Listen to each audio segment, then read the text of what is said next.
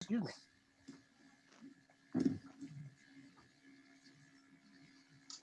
Alrighty, good evening, everyone. I'd like to call to order we all set? Yes. Okay. I'd like to call to order the December 1st, 2020 Bridgewater Town Council meeting to order. I'd like to ask everyone to stand for the Pledge of Allegiance. I pledge allegiance to the flag of the United States of America and to the republic for which it stands, one nation, under God, indivisible, indivisible, liberty, liberty, and and justice for all.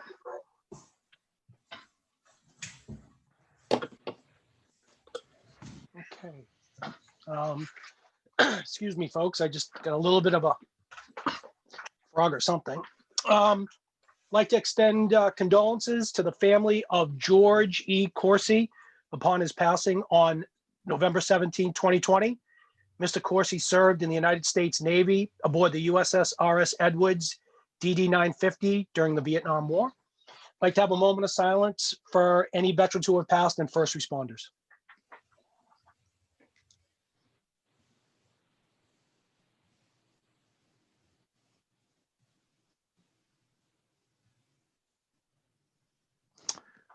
Thank you. I just want to remind everyone that this meeting is being aired live and recorded.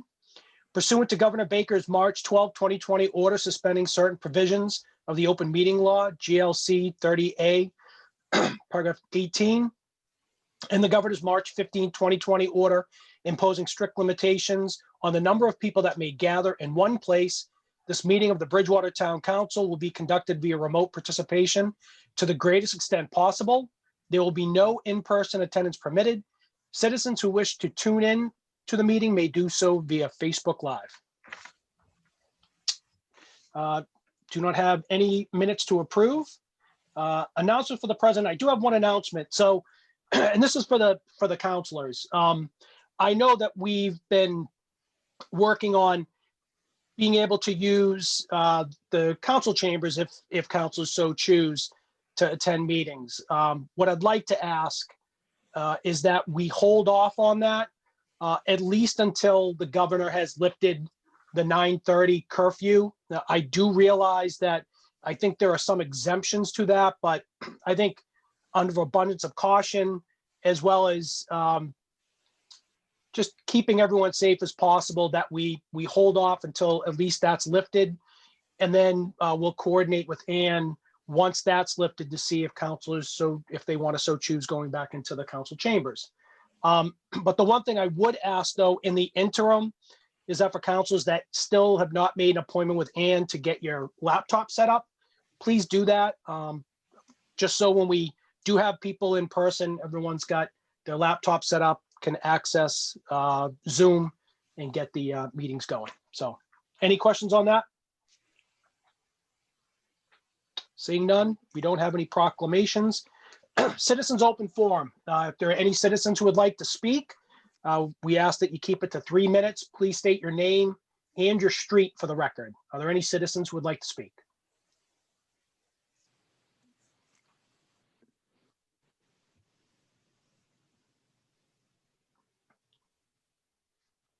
And I do not see anyone, do you?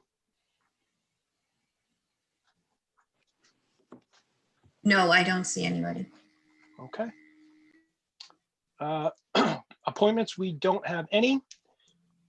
It is, according to my watch, excuse me, folks, 7:05. So I'd like to open the meeting for laying out acceptance of the private way. This measure, so it for order FY 20-01016, laying out an acceptance of a private way, August Way. This measure received satisfactory recommendations from required departments. At the meeting held on October 7, 2020, the planning board voted to recommend acceptance. This measure has been duly advertised for public hearing in the enterprise and on the town's website, and abutters were mailed notices. The measure may be finally considered at the conclusion of the hearing. So I'd like to open the meeting. Is there anyone, is the petitioner here? Anyone speaking on behalf of the petitioner?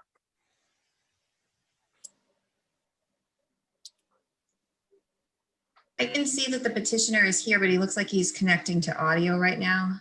Oh, there he is. Mr. Koska, are you here?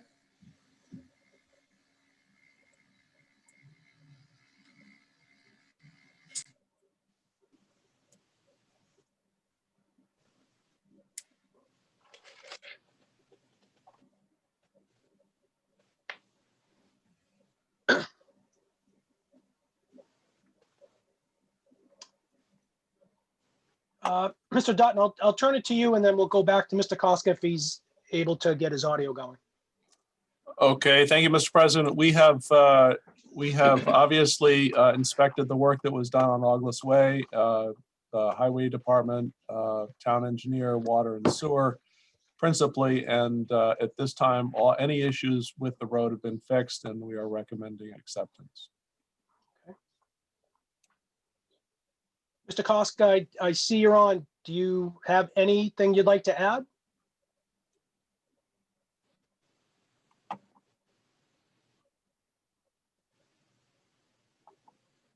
Okay, hearing none.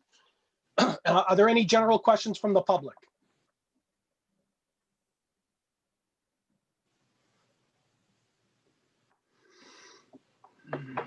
Seeing none, is there anyone from the public speaking in favor of the petition?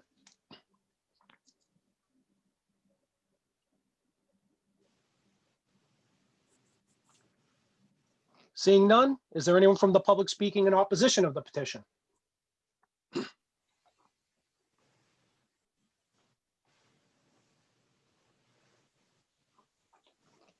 Seeing none, are there any questions from town councilors?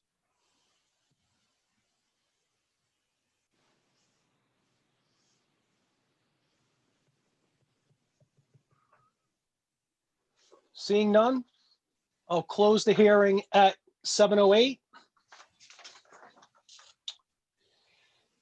I'll entertain a motion number one to approve. I will entertain a motion to find that the laying out is required by common conveniency and necessity. So moved. Second. Second. Okay. Any discussion? Mrs. Loesch, Nothing to add. Mr. Souza, Nothing. any counselors? Okay, this requires a roll call vote. Mr. Fitzgibbons, Yes. Mr. Columbotus, Yes. Mr. Souza, Yes. Mr. Rushton, Yes. Mr. George, Yes. Mr. Wood, Yes. Mr. Chase, Yes. Mrs. Loesch, Yes. Mr. Gallagher, Yes. 9 in favor, none against. I'll move to motion number two. I'll entertain a motion to approve laying out of the way. So moved. Second. Mr. Fitzgibbons, any questions? None. Mr. Souza, No, sir. any other counselors? This requires a roll call vote. Mr. Gallagher, Yes. Mrs. Loesch, Yes. Mr. Chase, Yes. Mr. Wood. Mr. Wood, Yes. thank you. Mr. George, Yes. Mr. Rushton, Yes. Mr. Souza, Yes. Mr. Columbotus, Yes. Mr. Fitzgibbons, Yes. 9 in favor, none against. Okay. Ms. Holmberg, if I could interject quickly, Sure. can you just make sure that with the documentation, as we customarily do, you bring it down, or I can arrange to come grab it so we can finalize it and get everything recorded? Absolutely, I'll take care of that. Thank you. Thank you. Thank you, Mr. Rollins. Okay, the time is now 7:10. I'll open the hearing for petition order FY 21-025, FY 2021, classification tax allocation adoption of residential factor. At their meeting held on November 23rd, 2020, the Budget and Finance Committee voted 3-0 to recommend approval. The Finance Committee voted 5-0 to recommend this measure at their meeting held on November 23rd, 2020. The measure has been duly advertised for public hearing in the enterprise and on the town's website. Therefore, we may be finally considered this evening. Mr. Dutton, I'll turn it over to you. I believe you're the petitioner. Thank you, Mr. President. I am the petitioner, but fortunately for me, I have our principal assessor, Shelley McCauley, here at the meeting, who is ready to walk you through this annual process, and which hopefully will culminate in a vote. Just to give you sort of an overall picture, we are proposing a tax classification, or a residential factor rather, of 1 for fiscal year 2020. But with that, I will turn it over to Shelley McCauley to bring you the rest of the way. Good evening, councilors. My name is Shelley McCauley. I'm the Chief Assessor for the town of Bridgewater. For the public hearing tonight on the issue of adopting the tax levy percentages for fiscal year 2021, I will present information and data relevant to making such a determination. The Board of Assessors have determined the assessed valuation of all taxable real and personal property reflecting full and fair cash value as of January 1st, 2020.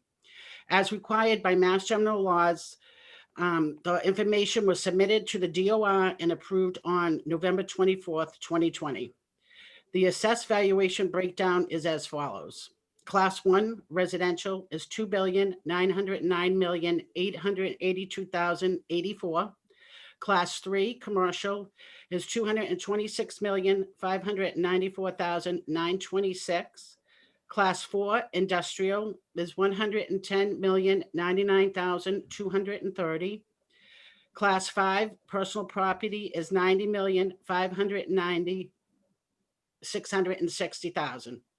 The total taxable value for the town of Bridgewater is $3,337,166,900. Therefore, the residential percentage share of the tax levy at full and fair cash value is 87.19, up from 87.11 last year. The commercial industrial personal property percentage share of the tax levy at full and fair cash value is down from 12.80 to 12.89. Calculating and setting the tax rate is a component of a larger process we call the recapitulation process. A municipality's entire budget plan for the fiscal year is laid out on the recap sheet. It lists all appropriations made by the legislative body since the previous year's tax rate was set. Anticipated and actual sources of revenue, other than property taxes, such as state aid and estimated local receipts, are also identified. The difference between the appropriations and revenue from these sources must be raised through property taxes. This difference is called the tax levy. The total amount to be raised this year is $75,907,942. The estimated receipts and other sources is $27,585,766. Therefore, the estimated tax levy for fiscal year 2021, which is the revenue a community can raise through real and personal property taxes, is $48,322,177 rounded. The levy limit, the maximum a community can levy in a given year, is equal to the prior year levy limit plus amended new growth, the annual 2.5 increase, regular new growth, and any overrides. Fiscal year 2020 levy limit was $44,339,285. The amended new growth was $3,561. 2.5% equaled $1,108,571. New growth was $855,063. Therefore, the total estimated levy for fiscal year 2021 is $46,306,480, which is an increase of $1,967,195 from last year. To calculate the 2020 maximum allowable levy, you take the levy limit, which was $46,306,480, add the debt exclusion of $2,024,389 to get your total maximum allowable levy, which this year is $48,330,869. The difference between the maximum allowable levy of $48,330,869 and the tax levy of $48,322,177 rounded is the excess levy capacity. The excess levy capacity for fiscal year 2020 is estimated at $8,692.28. You, the town council, must decide the percentages of the tax levy each class of real property and personal property will bear each year. To do so, a residential factor is adopted. The residential factor governs the percentage of the tax levy to be paid by each class. The adopted factor cannot be less than the minimum residential factor calculated by the DOR. The minimum residential factor this year is 92.6581. If a factor of 1 is adopted, the tax rate would be the same for all classes. This rate is determined by dividing the tax levy by the total value of all taxable property in Bridgewater and then multiplying that result by 1,000. So the estimated 2020 tax levy was 48,322,177 divided by the value, which was 3,337,166,900, which equals 0.01448. Multiply it by 1,000, the estimated tax rate is 1448. I have included in the handout different what-if scenarios, which shows the residential factor of 1 through 92.6581 and the prospective share percentages, levy amounts, and estimated tax rates. Please note that the tax levy remains the same, shifting the tax burden from the residential class to the commercial, industrial, personal property classes does not increase the amount of money that will be raised through property taxes. Also, for your information, the average single-family assessed value for fiscal year 2021 is $413,161, up from $397,218, which is an increase of 4.01%. The average business commercial assessed value for fiscal year 2021 is $760,695, up from $736,981, which is an increase of 3.22%. If the town council chooses to adopt a residential factor of 1, the estimated average single-family tax bill will be $5,983, which is an increase of $132 from fiscal year 2020. And the estimated average commercial tax bill would be $11,015, which is an increase of $429 from 2020. Historically, the town of Bridgewater has always maintained a single tax rate. Thank you. Any questions? Oh, you're welcome. Are there any general questions from the public?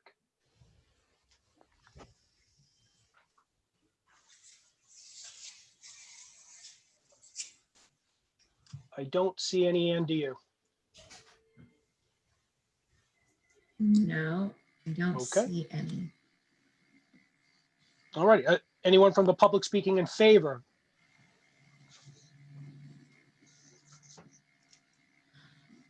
Oh, I do see, I think Mrs. Hanson had her hand up.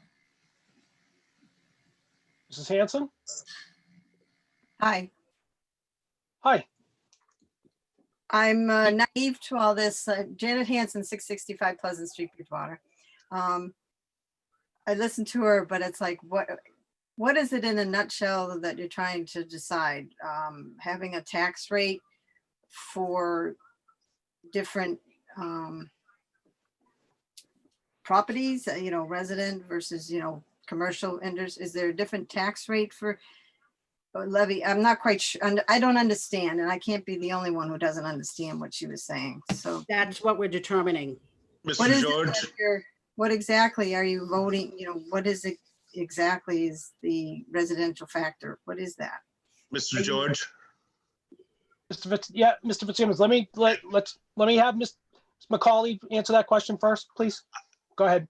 That's what the town council is determining, whether they're going to have a split tax rate or a single tax rate. A single tax rate would be the same across all classes of property. And that's estimated at 1448 this year. Mr. Fitzgibbons? yeah, and I appreciate it. And I worked with Ms. McCauley when I was on the Board of Assessors for a while. But to address Ms. Hanson's question, we've already decided how much money we're going to raise in taxes for the upcoming fiscal year.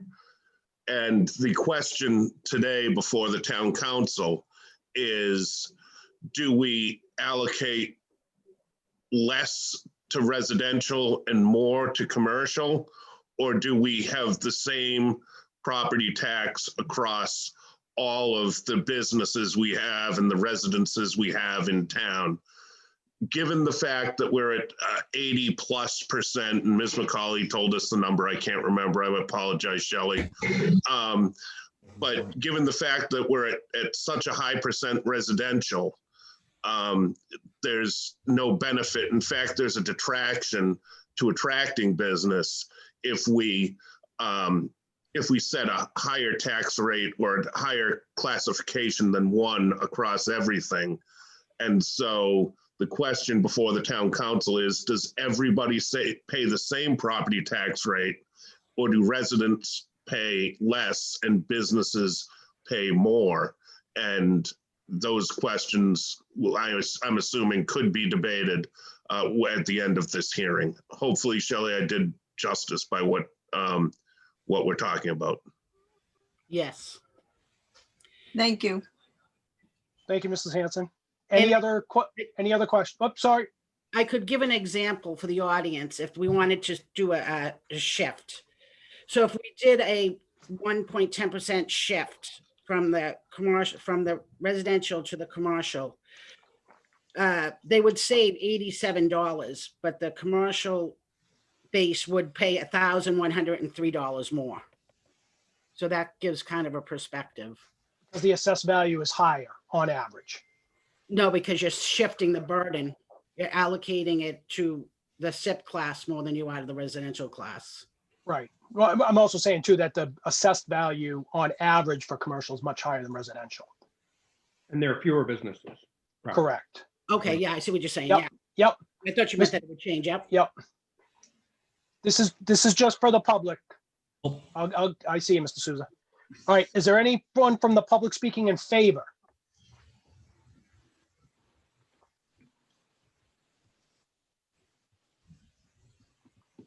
I don't see anyone, and do you? No. Is there anyone from the public speaking in opposition?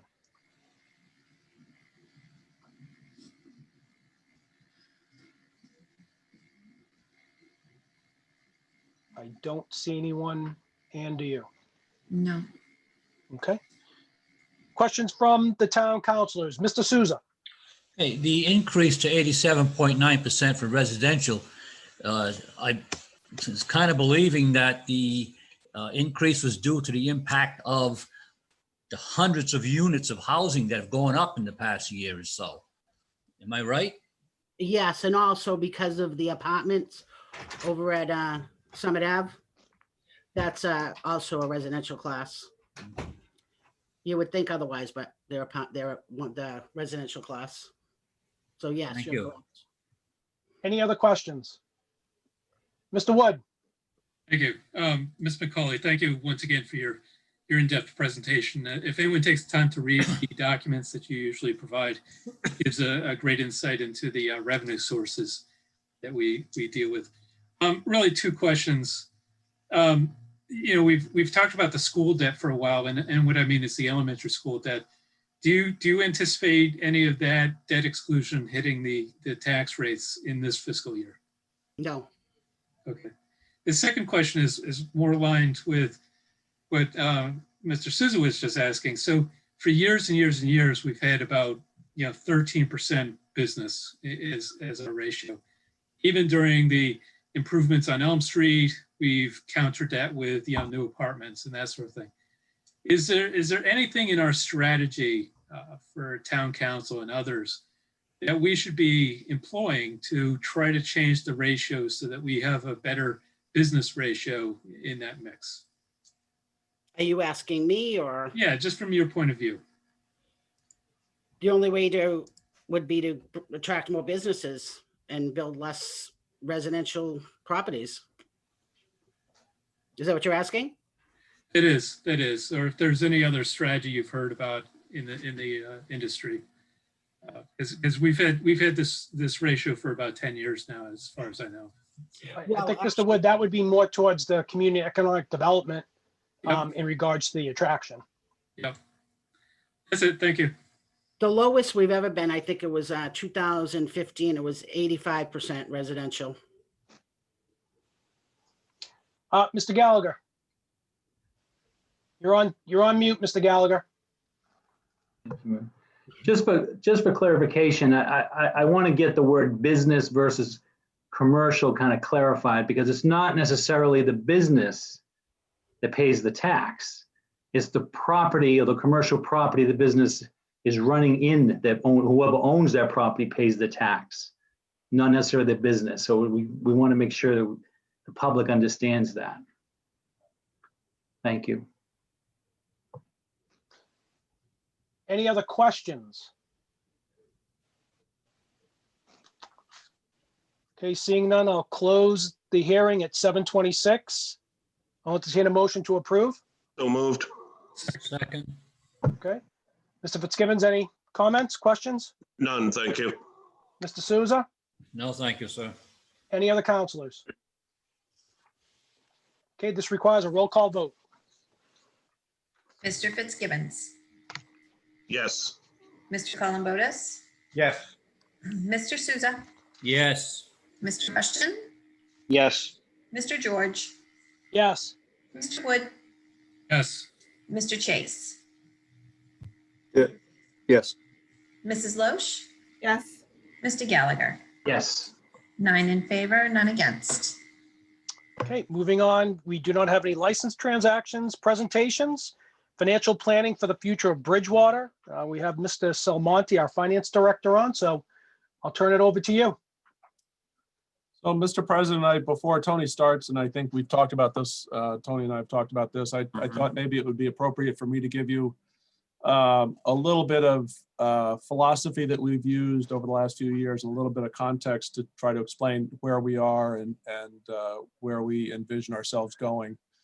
Mr. Dutton, I have no issue with that. I was just following the playbill. I The know, floor- we the switched floor it is up on you. Yeah, the floor is yours. Just I for appreciate it. the record, it said go to Tony, but I'll go to Mr. Dutton. No, we switched it up on you. My apologies. Appreciate that. So we've talked a little bit, obviously, this evening about the tax rate and the importance of that. And there are a lot of different factors that go into sort of financial planning and town. I think it was less than 10 years ago, we were in a position where we actually were, we had negative free cash, and no free cash. We therefore had no money for capital spending. No money for capital spending. We therefore had no capital planning. So we made gradually over the course of a number of years, we made some changes in our past practices. Specifically, the council adopted policies which have stabilized our budgets so that we can be more assured that we will have free cash at the end of the fiscal year.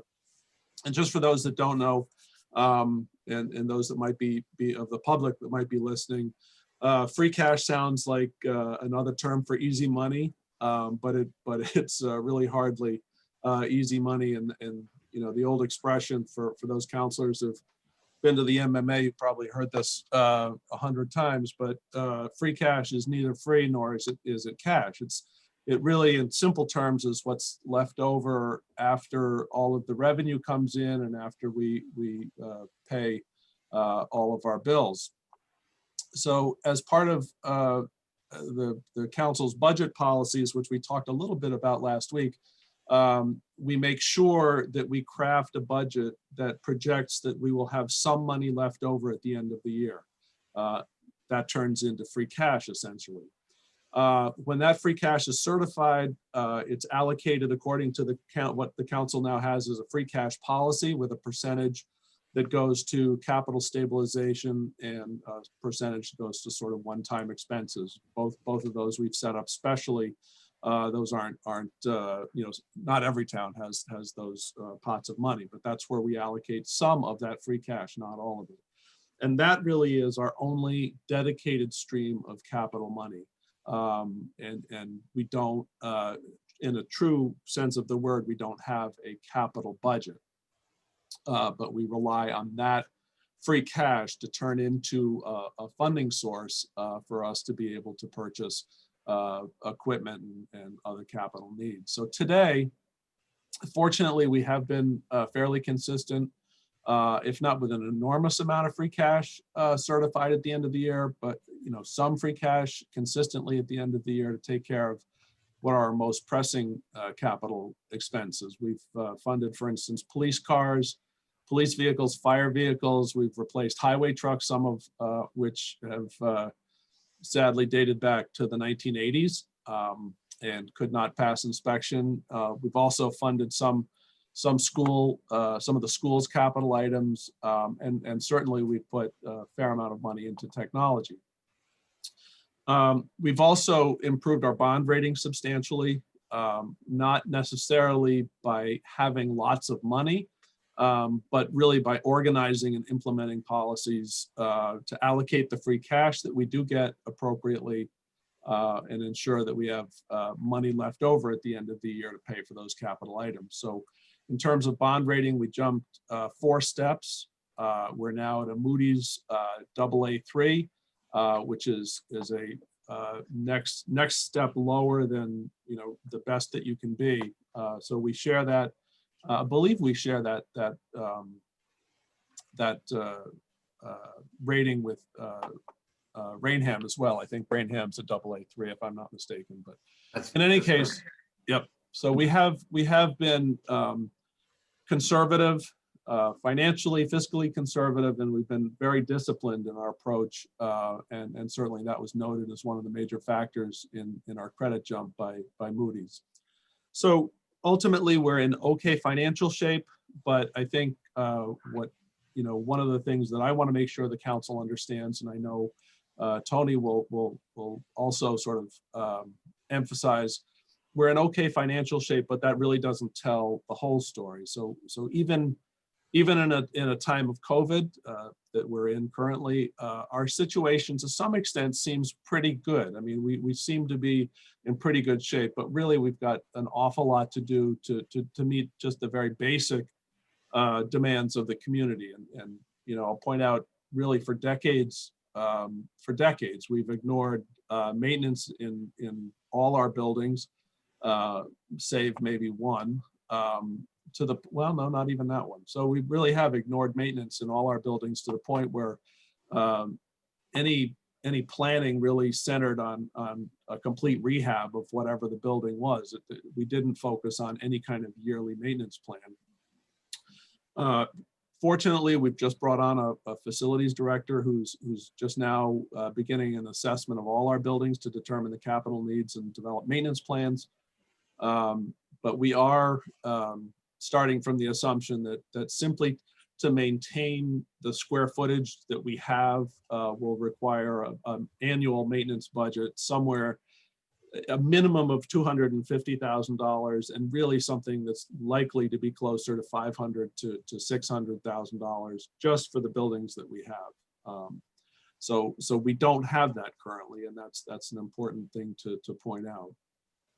Certainly, we also have critical capital needs, most of which we are working on in terms of developing financing plans, some of which are really in the early stages. So we have, as I mentioned, we've done a lot of work to replace equipment, critical equipment that had to be replaced, certainly in highway, water and sewer, golf course, and we built those replacements into sort of an annual budget process or an annual capital spending plan. And that's, I think, the right way to go. It ensures that we don't hold on to very expensive equipment, expensive to maintain equipment for too long a period of time. But Tony might want to address that. With new school, obviously, the Mitchell School Building Committee has done a tremendous job there. We're looking at over a 25-year period, somewhere in the neighborhood of $67 million of debt service that has to get paid for. That was voted as a debt exclusion, but I can tell you that we've had some discussions, but we are making sure that debt service is no more than absolutely necessary. We've talked with the school about going out and bonding up to $35 million prior to even the start of construction is one way that we might be able to help ensure that the taxpayers pay the least amount of interest possible. That's a relatively new concept, and certainly There are many districts that would never go that route, but credit to Kathy Macedo and the superintendent, as well as Tony and his team. I think we are off and running on a financing mechanism or a financing plan for the school that really does respect the amount of money that the taxpayers are going to have to pay for that. We also know we're going to have to replace the fire station again. A likely debt service of roughly 22 million over a 25-year period. Again, the very rough figures, but while we plan for that, and we're in the early stages of planning for that, we don't actually currently have a funding source other than debt exclusion or taxpayers through a debt exclusion vote. So if there's another mechanism there, if there's another funding possibility, we certainly will be looking at that. Our roads are expensive. We get roughly $700,000 annually from the state to maintain about 150 miles of roads. That money, as I've explained before, doesn't come close to helping with the major repairs and the drainage issues. The council, as you know, has appropriated engineering money for 2 out of our 6 major projects that we know of right now. But frankly, the engineering alone for those 2 projects will cost us well over $500,000. So what used to be, just a simple road resurfacing and maintenance is in at least several of those cases really going to require a complete replacement of the street, something akin to what was done on Elm Street.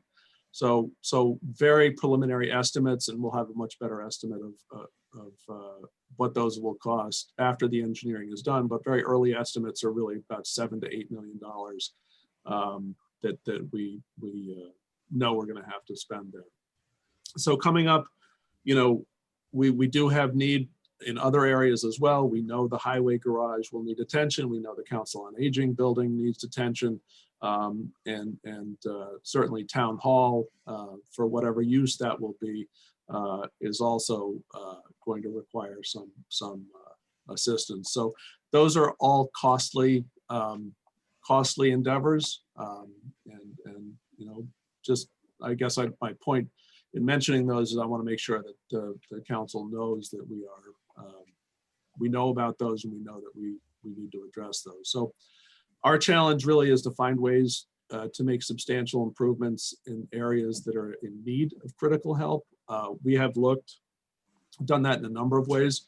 We've looked carefully at ways to do things, obviously, without adversely impacting taxpayers. We are one of a very, very small handful of towns which has used DIF for Elm Street specifically, the district improvement financing to make improvements on Elm Street. We spent roughly $8 million on that project, and we will not require taxpayers to pay any more for it. So we are looking at more DIFs and how we can do those in conjunction with redevelopment of certain areas of town. We are looking at more in conjunction with Community and Economic Development and Jen Burke, looking at more downtown redevelopment opportunities using the new zoning. We're looking at possibly using TIFs, which is tax incentive financing, although that isn't, from our perspective, isn't as attractive as using DIFs, but perhaps there is a way to use those in conjunction with DIFs so that we can sort of get the best of both worlds in many cases. So we are always, my point is, we're always looking at better ways to improve how we do things. We're looking at better ways, or we're looking at how to dedicate specific streams of revenue to specific projects in order to be able to continually make sure that we don't simply just turn to the taxpayer every time we need to do something. So as I mentioned, we've been able to hire a facilities director who can begin a comprehensive overview of town assets. That's critically important to us. You don't know what to fix unless you know what you have. And finally, I think it's probably worth saying that over the past several decades, at least, the town has spent plenty of money doing a lot of work on on its buildings and capital projects that probably should have been, well, how should I put it? Instead of patching it together, should have been saved and should have been used to do a much better and more thorough job. So, for example, we've installed undersized boilers in buildings that have lasted far less than their anticipated life expectancy. We've sort of done half renovations on buildings. We've ignored our sewer plant, which is, nobody likes to talk about, obviously, for good reason, but the sewer plant, to some extent, is a critical, talk about a critical necessity, that it really deserves far more attention than it's gotten over the last 30 years. And I could go on, but really the point is that overall, I think our philosophy has changed. And I think now, and it hopefully should be obvious to the council, if we are going to do a capital project, if we're going to do any job, we're going to do it right, or we're not going to do it at all. And I know that I've sort of repeated that mantra over and over again, but it really holds true. And I think doing the project right has long-lasting benefits, not only financial benefits, but simply community benefits. The community benefits when you do a job right. It draws people to your community that you want to have live in your community, and over the long term, it really serves a worthy goal. So that's really very quickly. I didn't want to capitalize on Tony's time, but I just wanted to give you sort of an overall kind of context and philosophy of where we are, where we want to go, and really how we want to get there.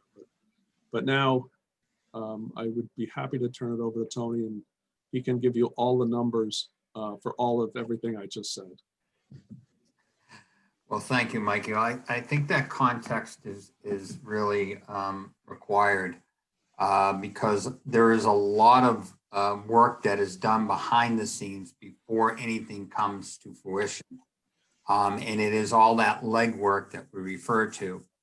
And the fact that we have a facilities director on board is going to be critical for us to really sharpen our pencil and understand what our capital plan is. So I thank you for that context as the finance director, and hopefully the council appreciates that as well.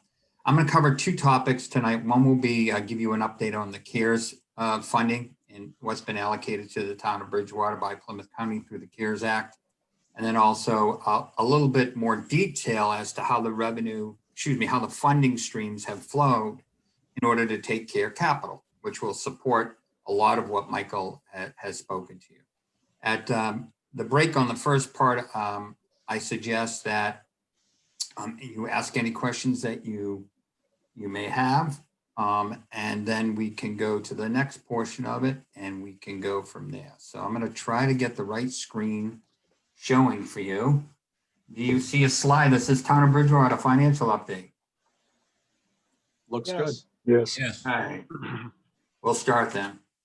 So the topics will be the CARES, which is the Coronavirus Aid, Relief, and Economic Security. It is federally funded. And the other topic is capital, as I mentioned.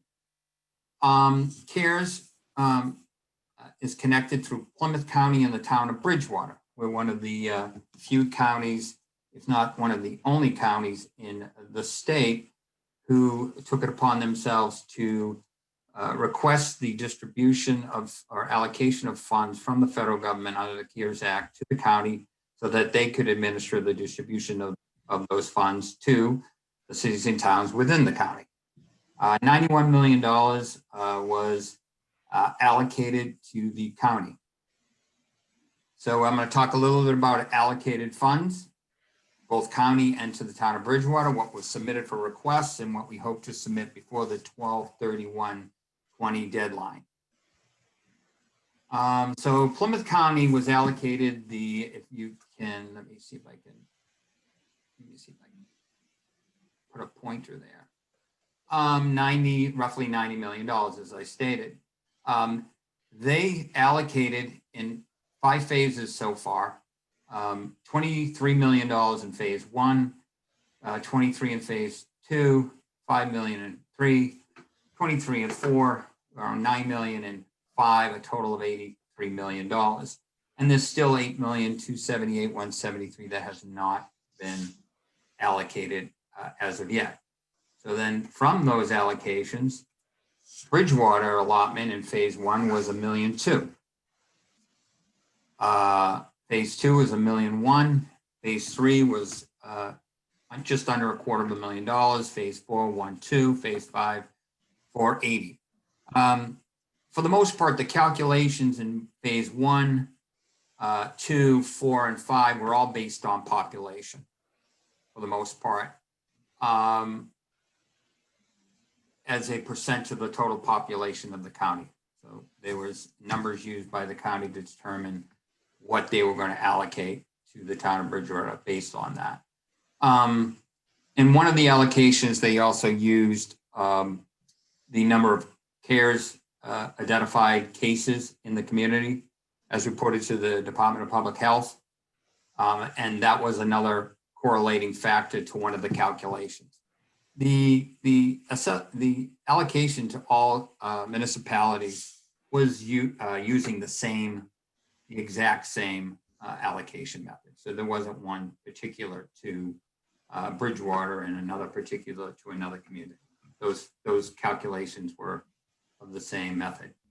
In summary, of our 1.2 million or 1.2 that has been allotted, we have submitted for reimbursement about $1,026,000, which would leave us just under that allotment, $175,000 left. We estimate through 12/31 we will have at least an additional $1,426,238.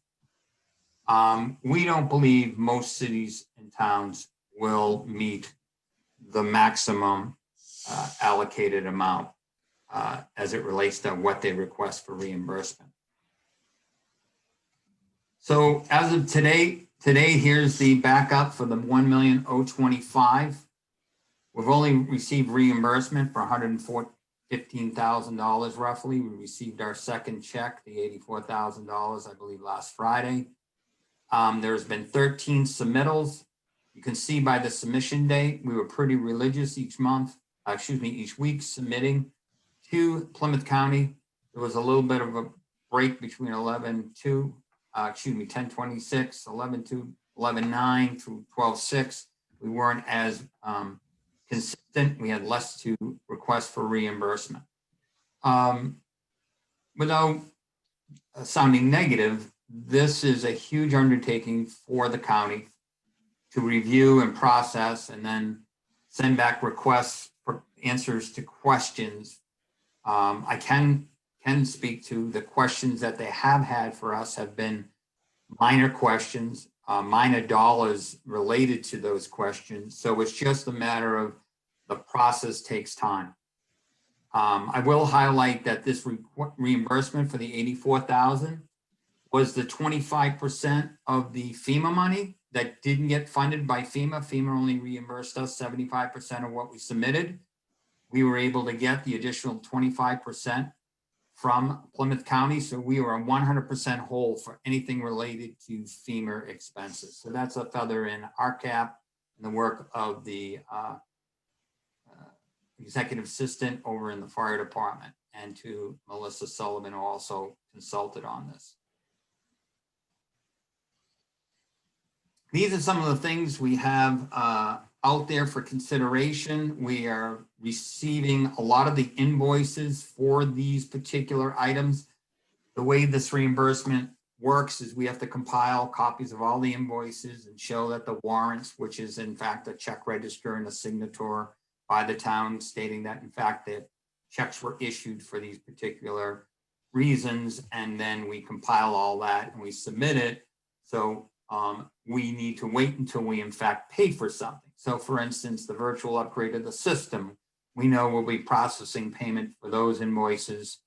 The 28,000 will be processing payment for those invoices, 10,000 We're going to actively move on some of the striker equipment for the fire department, speaking with the chief last week. And as of today, there's a number of items that he wants to submit for, and he is committed to getting those purchases done prior to the end of the fiscal year, plus an emergency response vehicle. We talked about that today.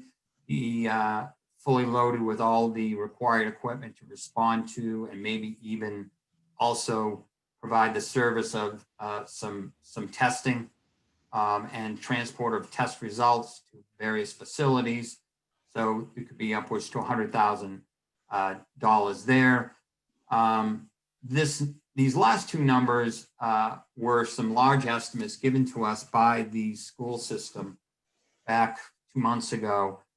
We did receive a request for reimbursement from them. If I was to go back to the prior screen, school district, we had a request for $66,000 and another request for $333,000. So we've really done some great work with them in coordination with Kathy Macedo to ensure that they're going to benefit from these funds as well.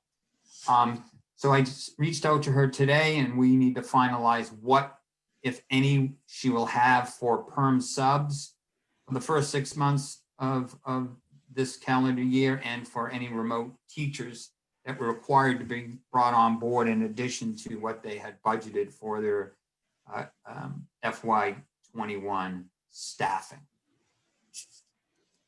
So that in a nutshell is what's going on, what's been submitted, what's yet to be submitted, and in general, how that process works. So I'll open it to any questions that you might have. Tony, can you turn off the screen sharing just so I can see everybody? Thank you. Certainly, I'll do my best there. There we go. Thank you. All right, any questions? Mr. Gallagher, you're on mute. Thank you, Mr. President. That presentation, finally, I see how that whole thing works. It's pretty good. Question now, of the amounts that have been you've requested reimbursement for, yes, of the one, with the exception of the schools, of the amounts and items that you've requested reimbursement for, have we incurred and have paid for that already? That is correct. Okay, and has that all been paid within the operating budget of fiscal 21, or are you keeping a separate like line items outside the budget for this particular? Because none of these items obviously were budgeted or forecasted when we approved the budget, right? That is correct. Under the law and under proper accounting, we established the FEMA fund for those expenses. So it's a separate fund. And now we established a CARES fund, and all those charges go to that CARES fund. It runs in a deficit. It's a legal deficit that we can run into. It's much like any reimbursable grant that the city or a town would take part in, where you expend and then get reimbursed. So that's exactly how this is being handled.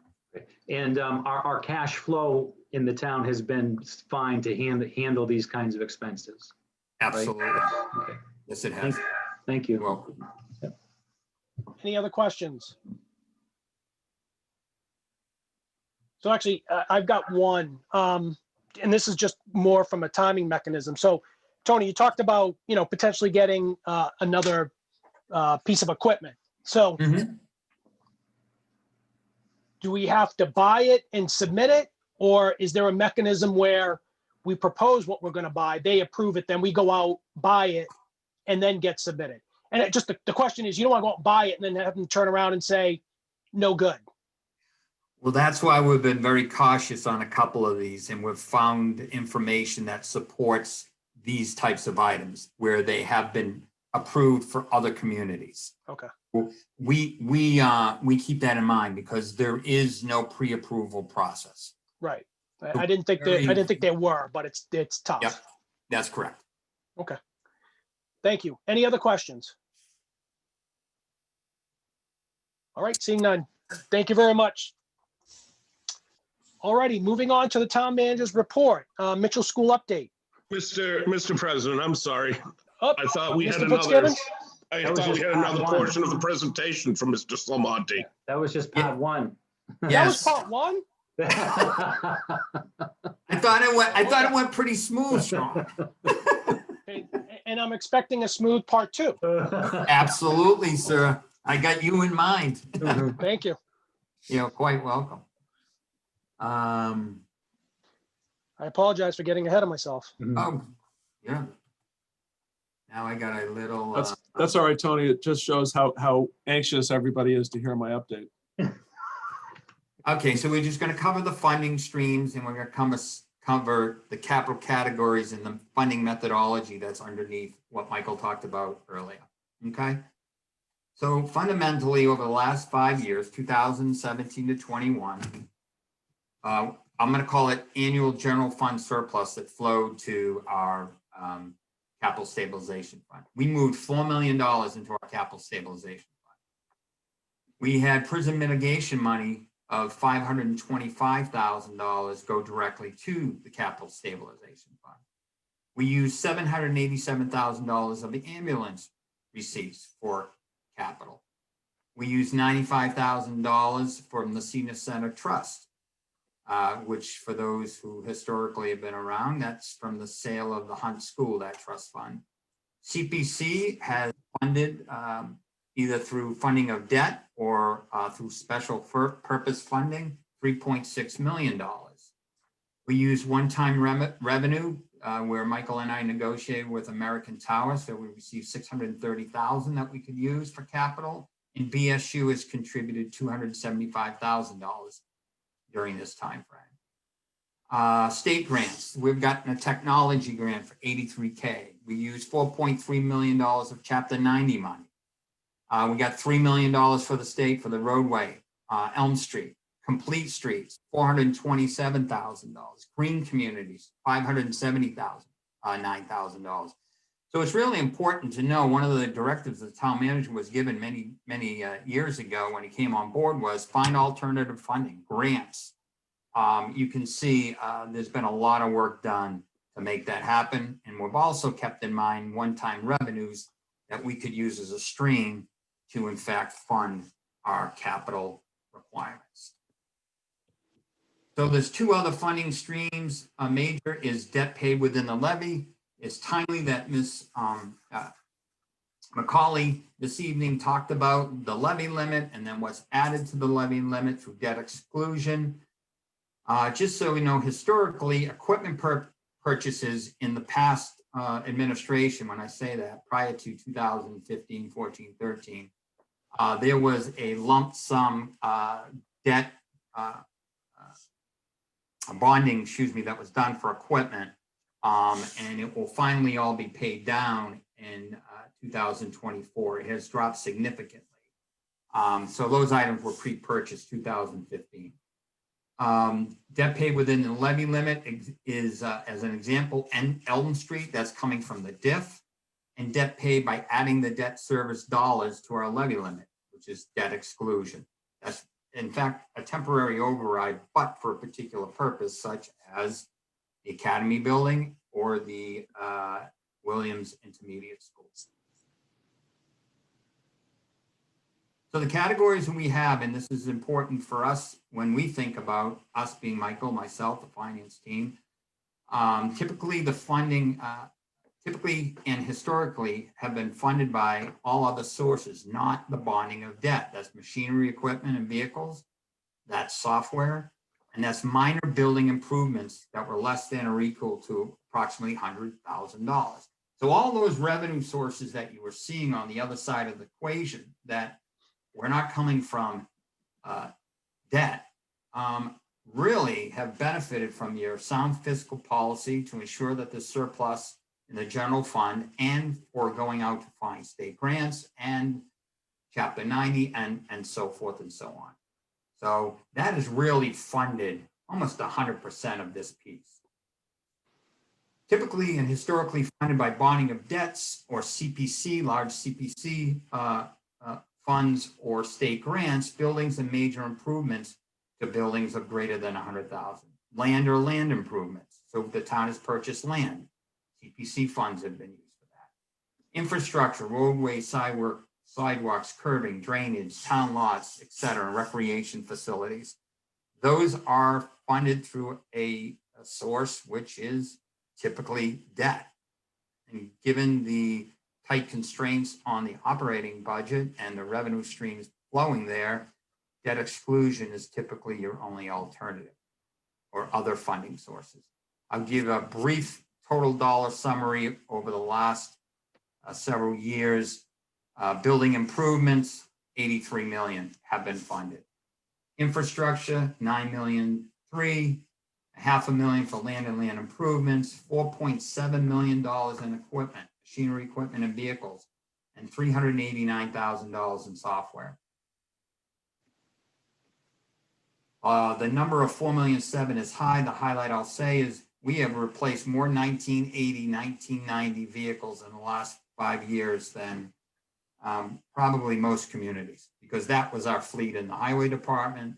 That was some of our fleet in the fire department, and so forth and so on, as well as equipment. And we have in front of us about $18 million at the very least for building and building improvements, $22 million for infrastructure, land and land improvements, potentially 700, 5.4 million in machinery, equipment, and vehicles, and a nominal amount for software. That's it. If there are any questions, I will stop sharing. Any questions? Mr. President, Mr. Fitzgibbons? I hope this presentation wasn't meant to address my questions that I've brought up for several months now around what's the appropriate amount of money to allocate in our operating budget toward actually doing things we need, because I found no information in this responsive to that question. So I still expect an answer to that, Mr. Dutton. I feel like Mr. Dutton, you had indicated we have a lot of deferred maintenance that ought to have been being paid out of the operating budget, which now we're going to rely on capital for. Is that true or false? No, I think, my point is that we have a lot of deferred maintenance that we do need to handle out of our operating budget, and that's where it should be handled. We also have a lot of capital improvements that need to be made, but those more appropriately, as Tony pointed out, handled through a capital budget. Okay, so what I'd like to know now that we have a director of facilities is the actual dollar amount of deferred maintenance on all of our buildings, roads, et cetera, that we have not done over the last, however, X many years. It's a huge number, and people need to know that. It's a huge number. I mean, just look at the roads, look at the shape of the town hall. It's a huge number that we have just kicked the can down the road. Look at the striping on the roads. So those are things that need to be built into the annual budget that we have not been doing. And it's going to either come at the cost of something else not happening or asking for a operational override, correct? I think that's fair to say. Correct. Okay, so that's what I'd like to know first of all is what kind of deficit are we facing by not, and Mr. Columbotus brings this up all the time about the sidewalks and what are we doing to maintain them? So I need to understand that, not just for me, but to let everybody out there understand we've kicked the can down the road too long. Now, we can't do it all in 1 year. I understand that. That's fine. But we need to look at reality and just say, this is what it is, and this is how we're going to attack it. So may I respond? Sure, Mr. Slamonti, thank you. In the capital plan, there's $15 million to address drainage and roadways. The only way you address drainage and roadways is to in fact do a capital investment. The fact that over the last 5, 6, 7 years, the highway department has been using Chapter 90 monies in a number of cases not to do maintenance, but to do fully reclaiming of roads and full construction of roads has been a Band-Aid until we could get to the point that we're at, which is we no longer have 1986 vehicles sitting in a highway barn that they use day in and day out. So we are just coming out of the ashes there. I completely understand that, Okay. Mr. Salmonte, and I appreciate that. And that goes to my next point. We're replacing vehicles that are over 30 years old. That's what you That's just correct. told us. And so, again, that's another number. Now, maybe it's not in the operational budget, though I might argue that it should be, but vehicle replacement for the highway department needs to be in there in the budget on a recurring basis. Where Well, the funding typically- comes from happens, you can figure out how that works. But what I want to know, and what I think the people of Bridgewater want to know, is what is the reality we're facing? We keep kicking the can down the road, and everyone thinks everything's great, except when you drive down Deerfield Drive and the road is underwater in the middle of summer. I know Mr. Dutton understands my concern, so I'll just stop now. Thank you. Any other questions? Yeah, we just need to get some clarity because I don't believe that those capital pieces of equipment and trucks, nor have I planned to have them in the operating budget. They're in the capital plan and we have fleet schedules. So maybe we got to talk philosophically with the Budget and Finance Subcommittee and the Finance Committee as to how we want to account for those, plan for those. And on top of that, then the budget policy that we have, or the budget guidelines that we have each year, we have reserves built into that, and that money flows to our capital stabilization that then flows to our capital plan. So I think we need to help sort this out a little bit more, and we will do that. We'll finish with this. Mr. Dutton spoke to $600,000 for building maintenance. That's a fair number. At the very least, we need $600,000, and we'll know more certainly once it's looked at by a facilities director, which is the first time this town has ever had a facilities director. And as far as I can know. So we will have those answers in short order. Mr. Columbotus? Yeah, I just wanted to kind of piggyback on what Mr. Fitzgibbons was saying and point out another sort of negative consequence of deferring maintenance. And not only do citizens need to live in, drive down flooded streets and have poor services, but I think it really kind of signals to anyone who might consider investing in Bridgewater, investing capital into a business here, is that we don't have our house in order. And I think infrastructure investments, as we see on Elm Street, will yield, private investment, which kind of creates a positive snowball effect where we're getting investment through public investment will yield private investment, which will kind of just get the ball rolling and allow us to catch up on all these maintenance issues and just put us in better general health in the long run. So I just wanted to make that point.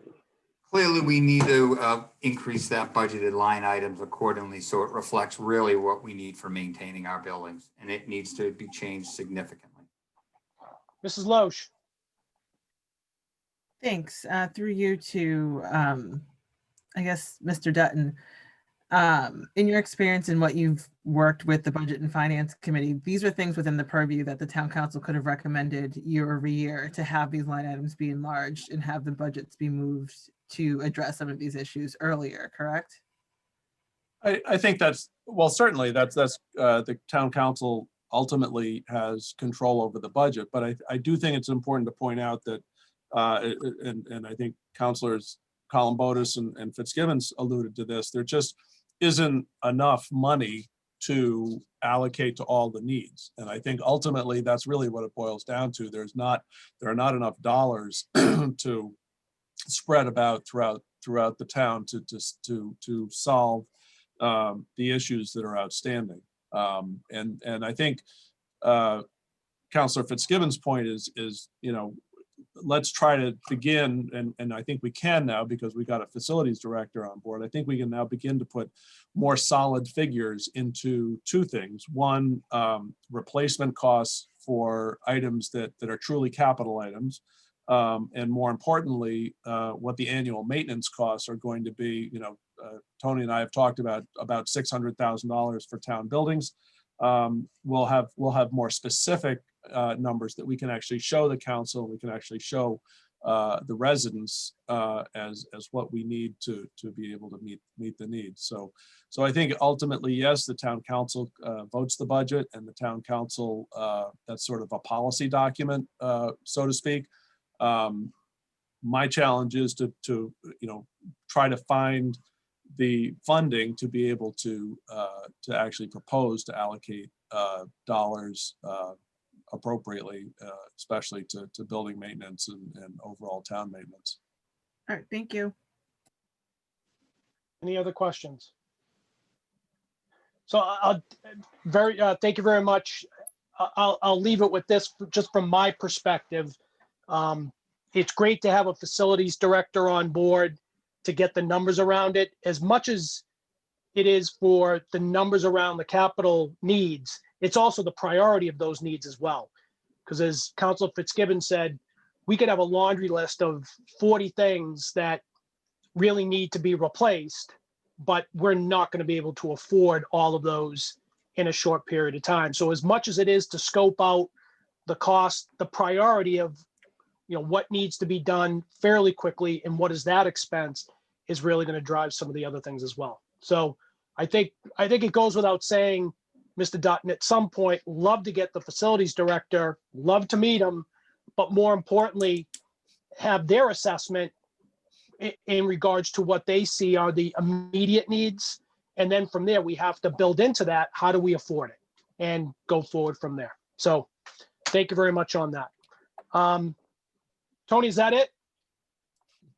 That's it. Okay, thank you. So moving on to the town manager's report.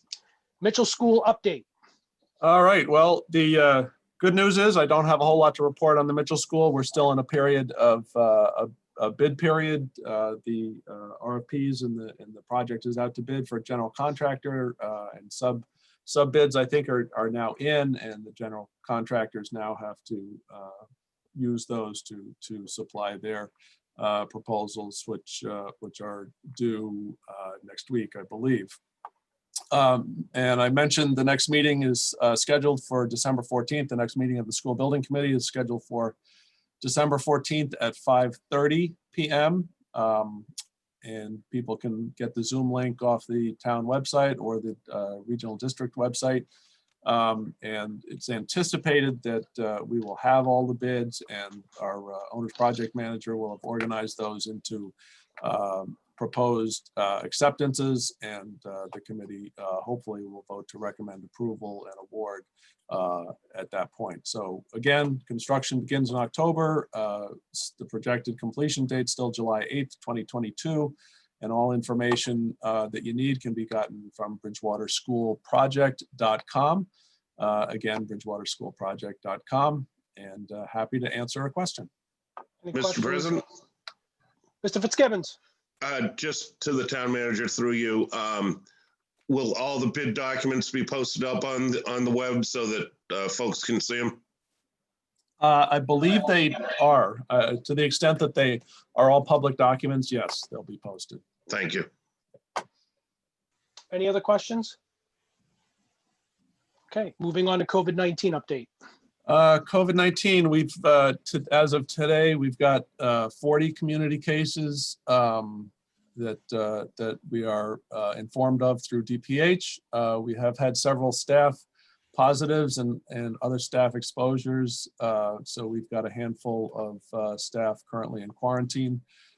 We've got about 10 that have come off quarantine, which is good.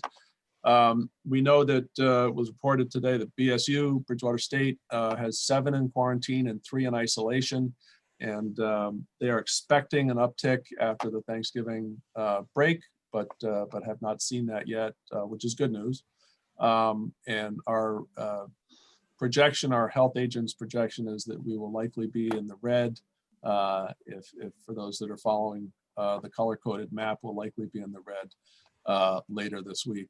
So I've mentioned before, Town Hall is currently open, but I ask for some patience because if offices are closed or if offices are understaffed, it's because folks are in a required quarantine or have tested positive and are presumably in isolation. So please have some patience when trying to do business with Town Hall. And I encourage people, as I have before, use the phone, use the internet, or otherwise your electronic devices to do whatever interaction you need with us.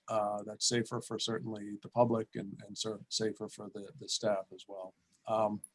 And because of the pandemic, tomorrow's cultural awareness and diversity training for volunteers, all board and committee volunteers, will be held via GoToWebinar. And you can sign up for that and participate in that either through the Town of Bridgewater website or every board and committee member that we have an email address for should have gotten an email from All One Health, which provides a link to sign up. So encourage folks, if there's anybody out there listening that is a board and committee member, it's important to attend the cultural awareness and diversity training that we are doing tomorrow. And you can sign up either on the website or through the email that you have received from All One Health. And that is what I have on COVID. Happy to answer questions. Any questions for Mr. Dutton? Okay. All right, if anyone has anything for our next meeting for Mr. Dutton, please let him know so we can add it to the agenda. Thank you, Mr. Dutton. We don't have anything for discussions. Any committee reports?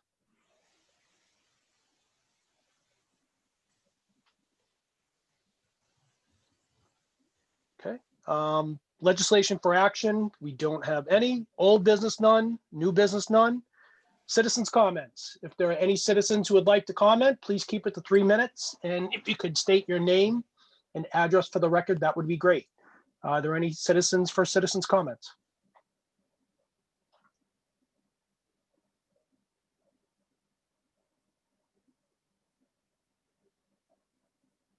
And I don't see anyone, do you? No, I do not. Okay. Moving on to council comments. I'll start with Councilor Fitzgibbons. Nothing tonight, except thank you, Mr. George, for running another great meeting virtually. I can't believe how hard it must be. Thank you. Thank you. Mr. Columbotus. Nothing tonight, thanks. Okay. Mr. Souza. Yes, I have something on the wall behind me. Okay, Veterans Day, I went down to the senior center, and I really want to thank the scouts who were all there, who are thanking the veterans for serving, and they gave us all cards, Happy Veterans Day, with a personal note. And my card was from the Armstrong family. I appreciate their sentiment, and I appreciate their efforts to show that for a while, there was a long, long time, I should say, when the veterans were forgotten, and that's not anymore. Thank you. Thank you, Mr. Souza. Mr. Rushton.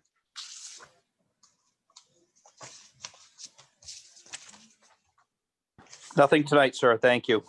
Okay. Mr. Wood. Thank you. Just real quick, thanks to several volunteers that showed up to help on the common, the holiday decorations rip. I want to thank Councilor Souza. He came along and volunteered a couple of his hours, and Dennis Gallagher, Councilor Gallagher, is actually lying. He also came by Friday and Saturday to put up the help put up the wreaths and the decorations. And I don't have the name of the person, but we had an extra donation this year for the decorations. So the Santa and sleigh is new, thanks to a family here in Bridgewater. On a financial note, tonight's discussion was excellent. We've all been involved in the revenue side of things for quite a while, and the capital planning side of things for quite a while.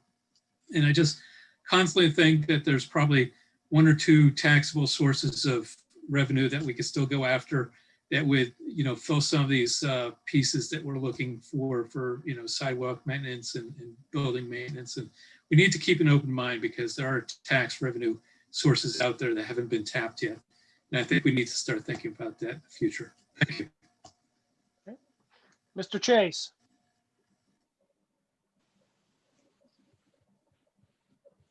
Mr. Chase? No, nothing this evening. Okay. Mrs. Loesch? Nothing tonight. Thank you. Okay. Mr. Gallagher? Nothing tonight. See you in a couple weeks. Just a couple things for me. So I was able to bop around town on Saturday, Small Business Saturday. And I know that our businesses are really taking a beating with COVID, but everyone that I interacted with was great. They're doing the best they can.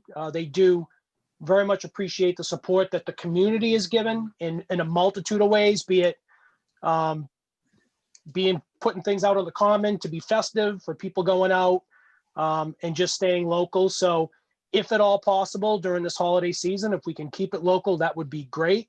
And I know it's greatly appreciated by everyone.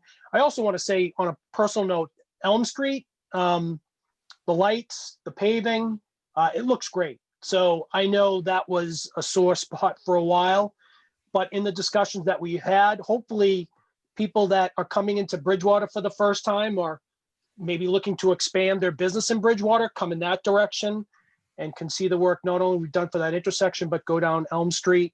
That was a lot of work, and I think we're going to see some big dividends for that as well. So very much appreciate that. That being said, I will entertain a motion to adjourn. So moved. Second. Second. Okay, this requires a roll call vote. Mr. Gallagher, Yes. Mrs. Loesch, Yes. Mr. Chase, Yes. Mr. Wood, Yes. Mr. George, Yes. Mr. Rushton, Yes. Mr. Souza, Yes. Mr. Columbotus, Yes. Mr. Fitzgibbons. Yes. 9 in favor, none against. All right, everyone have a good night. Thank you. Have a nice night, You as well. everyone. Thanks, Sean.